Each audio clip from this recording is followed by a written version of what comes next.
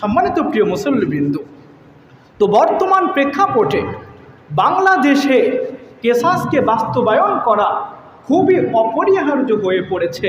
কারণ এই যে গত সোমবার ময়মনসিংহের ভালুকায় 2 বাচ্চা সহ একজন মাকে জবাই করে হত্যা করেছে।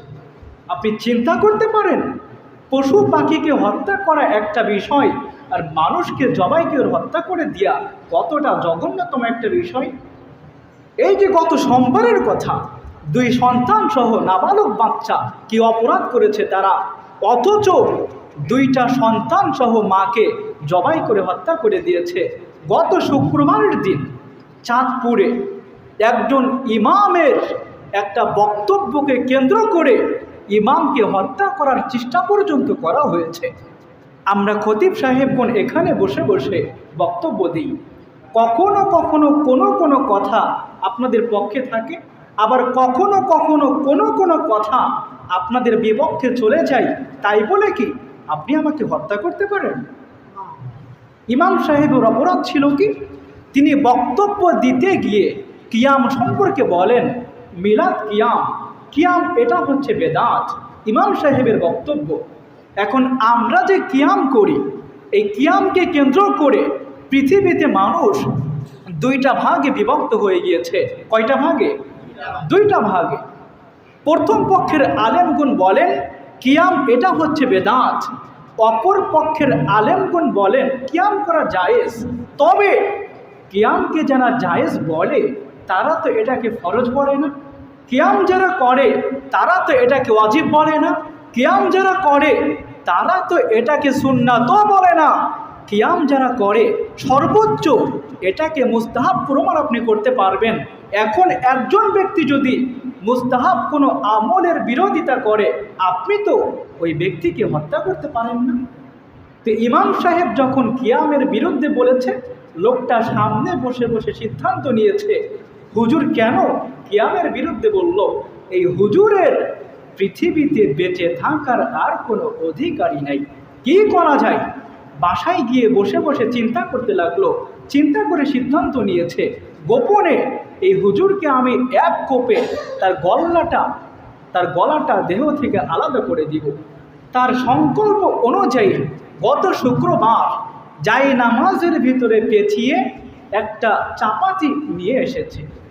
তার উদ্দেশ্য ছিল এই চাপাটি দিয়ে এক কোপে হুজুরের দেহ থেকে মাথাটাকে আলাদা করে দিব। জুমার নামাজের পরে হুজুরকে একা পেয়ে গলার ভিতরে কোপ দিয়েছে। সৌভাগ্যের বিষয় হলো ওই কোপটা হুজুরের গলার ভিতরে না লেগে কোপটা লেগেছে হুজুরের কান বরাবর, প্রায় 10-এর অধিক শিলায় লেগেছে। তো রব্বুল আলামিন হুজুরকে এখন পর্যন্ত জীবিত রেখেছে। এখন কথা হলো এই দেশে মানুষ হত্যা করা কেন এত সহজ হয়ে গিয়েছে?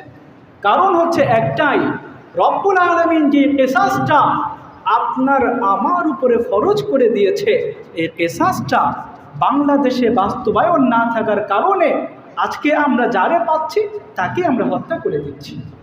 প্রিয় মুসল্লিবৃন্দ, মানুষ হত্যা করা এটা কি কোনো সাধারণ কথা?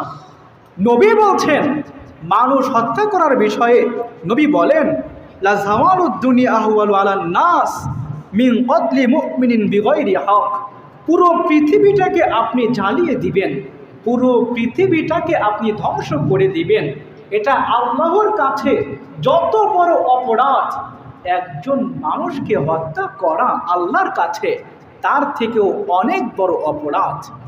আপনি একজন মানুষকে হত্যা করলেন, আপনার কাছে মনে হতে পারে আরে আমি তো কেবলমাত্র একজন মানুষকে হত্যা করেছি। আল্লাহ বলেন আরে একজন মানুষকে হত্যা করা যতটুকু অপরাধ, পৃথিবীর সমস্ত মানুষকে হত্যা করে ফেলা একই অপরাধ। পরিণাম তো একটাই, ওয়ামান কাতালা মুমিনান মুতাআম্মিদান ফাজাযাউ জাহান্নামা খালিদান ফিহা। একজন মানুষকে হত্যা করবা, একবার তুমি মরে দেখো, আমি তোমাকে চিরকালের জন্যে আমার জাহান্নামের মধ্যে আমি নিক্ষেপ করে দিব। প্রিয় মুসল্লিবৃন্দ, তো বাংলাদেশের কিসাসকে বাস্তবায়ন করা এটা অপরিহার্য হয়ে গিয়েছে যতদিন পর্যন্ত এই রাষ্ট্রের ভেতরে রব্বুল আলামিনের দেয়া এই কেসাসকে বাস্তবায়ন করতে না পারবেন, ততদিন পর্যন্ত আপনি হাজার চেষ্টা করলেও এই দেশ থেকে কোনো রকমের খুন, কোনো রকমের রাহাজানি আপনি বন্ধ করতে পারবেন না।